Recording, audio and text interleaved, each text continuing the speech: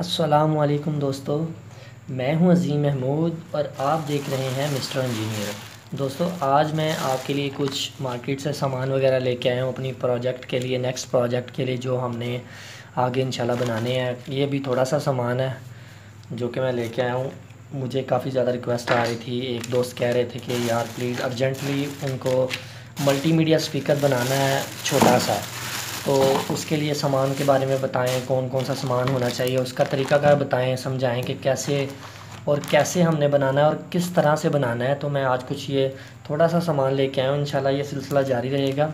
तो दोस्तों, बेसिकली आज हम बात करते हैं कि हमने एम्पलीफायर कैसे बनाना है, छोटा मिनी एम्पलीफायर। क्योंकि अगर आप मार्केट में जाते हैं तो बड़े एम्पलीफायर आपको ज़्यादा प्राइस में सुनने को मिलते हैं। तो अगर आपको चाहिए बिल्कुल छोटा सा एम्पलीफायर और आप चाहते हैं कि जिसकी ना ज़्यादा कम आवाज़ हो ना बहुत ज़्यादा आवाज़ हो, तो उसके लिए मैं आपके साथ ये छोटी सी किट्स, ये एम्पलीफायर की पीसीबीज़ लेके आया हूँ और आईसीज़ लेके आया हूँ। तो आज मैं इसके बारे में आपको बताऊँगा। ये मेरे ख़्याल से इसे ब्रेड बोर्ड कहते हैं, तो प्रोजेक्ट बोर्ड है। तो इस पर हम प्रोजेक्ट किया करेंगे। इसके बाद हमारे पास ये एक MP3 है, MP3 प्लेयर है जो कि आपके एम्पलीफायर्स में यूज़ होती है, हम इसे यूज़ करेंगे। उसके बाद ये एक सोल्डर फ्लक्स है, तो मैं कोशिश करूँगा इसके बारे में भी आपको बताऊँ। और हमारे पास ये PCBs हैं, ये एम्पलीफायर की PCB है, ये बेस टोन है जो कि वॉल्यूम को कम या ज़्यादा करती है। और इसके बाद ये हमारे पास एक और समीर वालों की एक एम्पलीफायर की PCB है। तो हम आज इन दोनों PCBs को ड्राइव करेंगे, बाकी सब चीज़ों को पीछे करके इस MP3 को इन PCBs एम्पलीफायर की PCBs के साथ लगाने का तरीकाकार सीखेंगे। तो जी दोस्तों, आज की इस वीडियो में हम इन एम्पलीफायर की PCBs, या आप यूँ समझ लें मल्टीमीडिया स्पीकर्स की PCBs को बनाना सीखेंगे। तो मेरे ख़्याल से आज इनमें से एक PCB को डिज़ाइन कर लेते हैं ताकि वीडियो ज़्यादा लंबी ना हो, क्योंकि अगर मैं इन दोनों PCBs को ड्राइव करवाऊँगा तो थोड़ी सी वीडियो लंबी हो जाएगी। इस वजह से आज एक पर कर लेते हैं, कल को इंशाल्लाह नेक्स्ट दूसरी पर कर लेंगे। तो ये हमारे पास एक बेस टून है जो कि इसके वॉल्यूम को कम या ज़्यादा करेगी।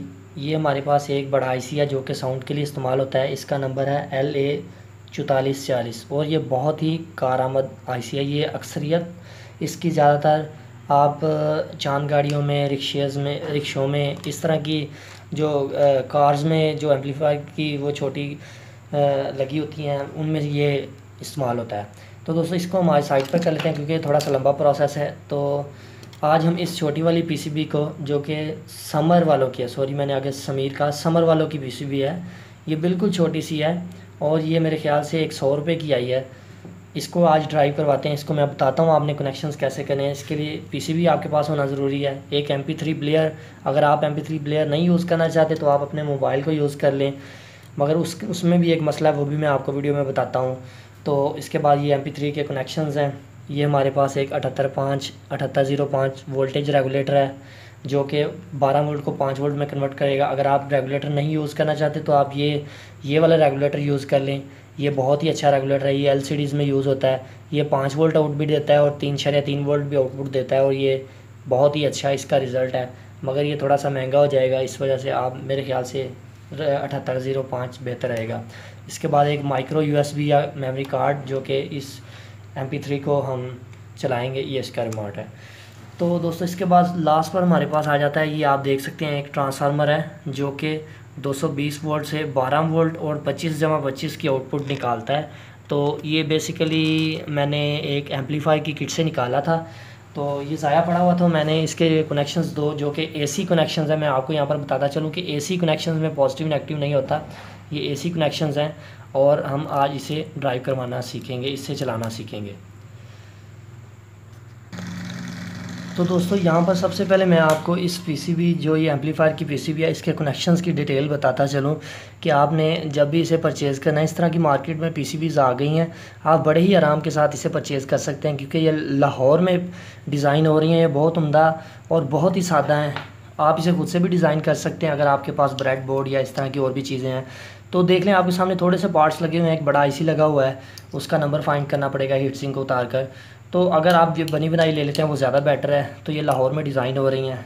तो अब कनेक्शंस की अगर बात करें तो ये आपको लिखा नज़र आ रहा है AC अल्टरनेटिंग करंट, यानी कि आपने जो ट्रांसफार्मर से 12 वोल्ट आ रहे हैं डायरेक्ट, जो कि AC 12 वोल्ट है। यहाँ पर आपने एक बात याद रखनी है, रास्ते में आपने रेक्टिफायर वगैरह नहीं लगाने। उसकी वजह ये है कि आपको 4 रेक्टिफायर नज़र आ रहे हैं, ये ब्रिज बनाकर ये आगे खुद ही इसे DC में कर देंगे। आपने ये 2 वायर्स यहाँ पर लगानी है, ठीक है। इसके बाद हमारे कनेक्शंस आ जाते हैं स्पीकर के। स्पीकर में ये मैं आपको यहाँ पर बताता चलूँ, ये स्टीरियो किट है, ये मोनो नहीं है। स्टीरियो किट वो वाली किट होती है जिसमें आपकी दोनों साइड दोनों स्पीकर्स और डुअल आवाज़ होती है, जिसमें उसे हम स्टीरियो कहते हैं। मोनो वो होती है जिसमें सिर्फ एक स्पीकर ही लग सकता है और एक साइड की ही आवाज़ आती है।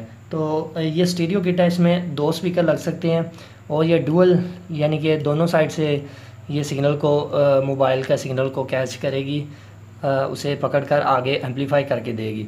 तो यहाँ पर आपके स्पीकर की एक वायर लगी, इधर आप ग्राउंड लगा सकते हैं। ग्राउंड, ये ग्राउंड पाथ जो भी है, ये आप कैपेसिटर को ग्राउंड नज़र आ रहा है। यहाँ पर आपने किसी भी जगह पर ग्राउंड एक लगा देनी है और यहाँ पर एक स्पीकर की लगा दें। अगर आप दूसरा स्पीकर अटैच करना चाहते हैं तो यहाँ पर एक स्पीकर की लगेगी और यहाँ पर ग्राउंड। ये सब कुछ ऊपर लिखा होता है। ये देखें, आपको आउटपुट लिखा नज़र आ रहा है, इधर 12 वोल्ट लिखे नज़र आ रहा है, इधर भी आउटपुट, इधर इन का मतलब ये हुआ कि आपने जो इनपुट सिग्नल इसे देना है कि भाई ये लो, ये हमारा इनपुट सिग्नल है, आपने इसको एम्पलीफाई करना है।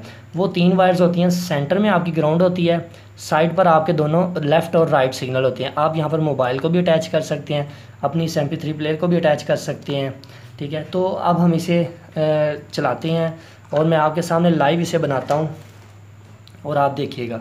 सबसे पहले हम इसे मेरे ख्याल से सबसे पहले AC सिग्नल नहीं देना चाहिए क्योंकि ये ख़राब भी हो सकती है। इस वजह से सबसे पहले हम इसके बाकी कनेक्शंस, ये हमारे पास एक स्पीकर है, ये मल्टीमीडिया स्पीकर से निकला था, ये मॉनिटर की बॉडी से।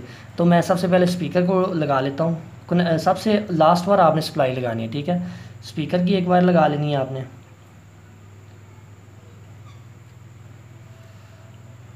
ठीक है।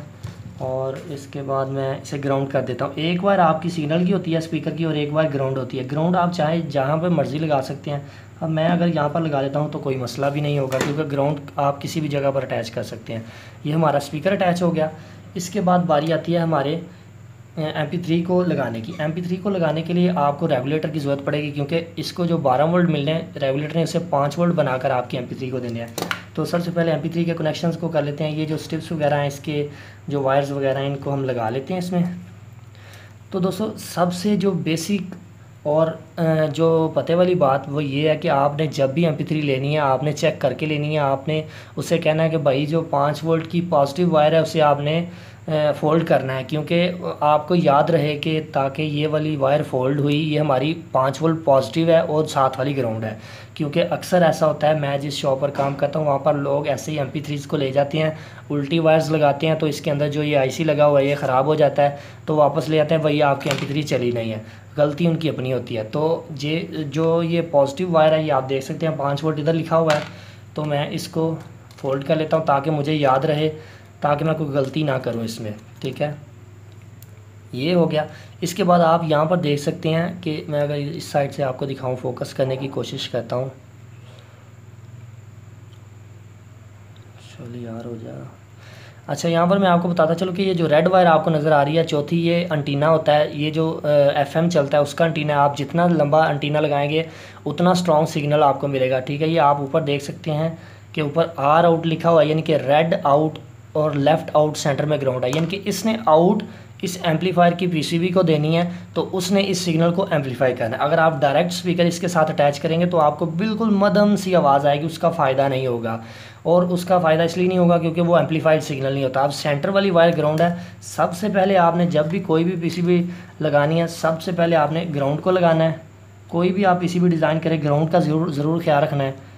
ग्राउंड लगाने के बाद आपने लेफ़्ट और राइट कोई से भी, ये चाहे इधर लगा लें या इधर लगा लें, कोई मसला नहीं। यहाँ पर आप अपनी मर्ज़ी कर सकते हैं। लेफ़्ट और राइट सिग्नल में कोई प्रॉब्लम नहीं। एक साइड पर लेफ़्ट लग गया,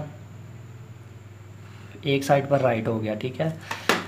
अब ये हमारे इसके कनेक्शंस भी हो गए। तो अब इसे पावर सप्लाई लगाने का तरीकाकार मैं आपको बताता हूँ कि आपने इसको पावर सप्लाई कैसे लगानी है। पावर सप्लाई से मुराद आपने इसको रेगुलेटर कैसे लगाना है। रेगुलेटर को मैं आपको पहले भी बता चुका हूँ कि रेगुलेटर का काम जो है वो, इसके लिए मैं सेपरेट वीडियो भी बना चुका हूँ कि इसे जितने भी आप इनपुट पर वोल्टेज देंगे 12, 24, मेरे ख्याल से 24 तक इसकी एक हद होती है, इसने उनको स्टेप डाउन करके आपको 5 वोल्ट देने हैं। तो 5 वोल्ट के लिए ये सेंटर वाली पिन ग्राउंड है और ये लास्ट वाली पिन जो है ये आउट है। तो जो हमें आउट चाहिए 5 वोल्ट में, वो पॉजिटिव ये साइड वाली होगी जो एक साइड पर है, सबसे दाहिनी साइड पर। इसको मैं पॉजिटिव सिग्नल दे देता हूँ, ठीक है। और उसके बाद ये हमारी ग्राउंड,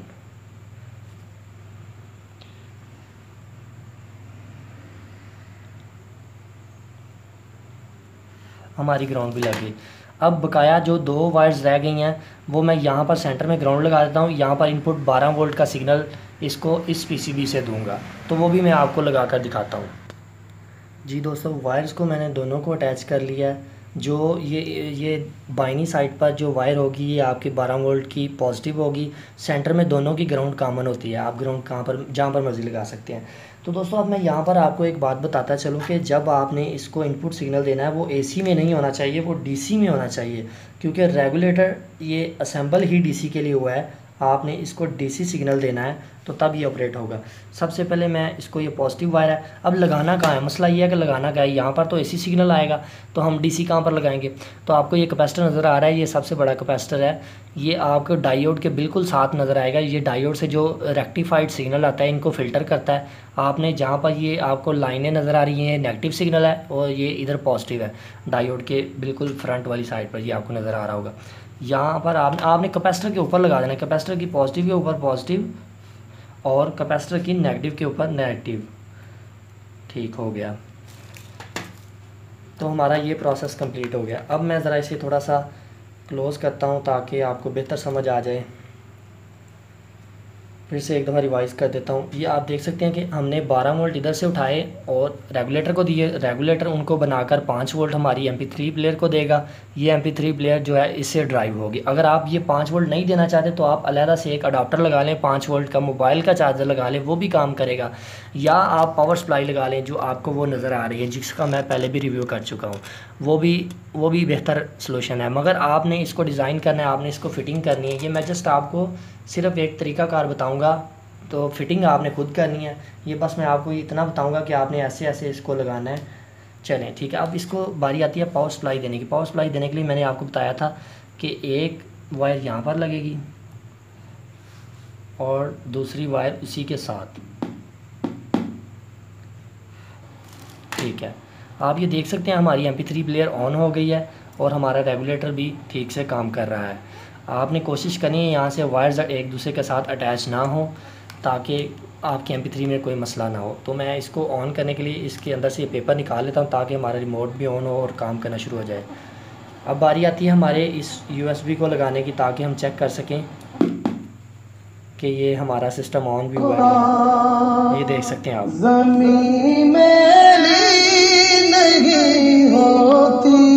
मैं वॉल्यूम को बढ़ाता हूँ।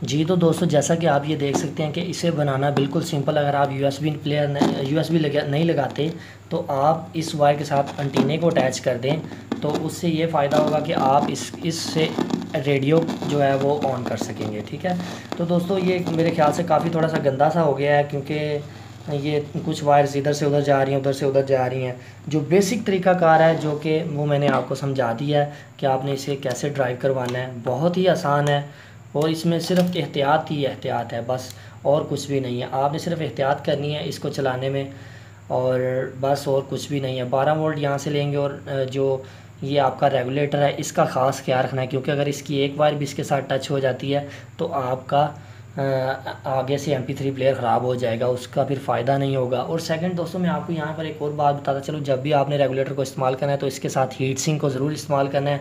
हीट सिंक कोशिश करें बड़े वाला हो, जितना बड़े साइज़ का होगा उतनी ज़्यादा आपके एम्पलीफायर में पायदारी होगी। आप बेहतर हीट सिंक इस्तेमाल करें ताकि वो हीट को जज़ब कर सके।